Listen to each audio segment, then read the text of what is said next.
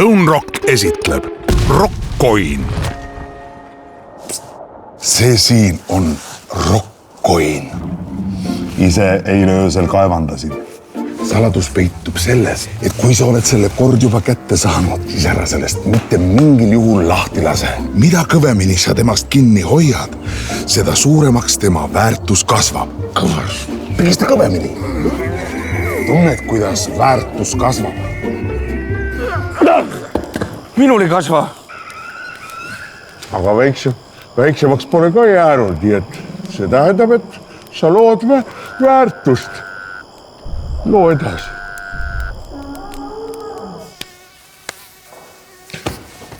Teate, mul tuli palju parem mõte. Teeme nendest hoopis sillutise. Stone Rock. Sillutame teed tulevikku.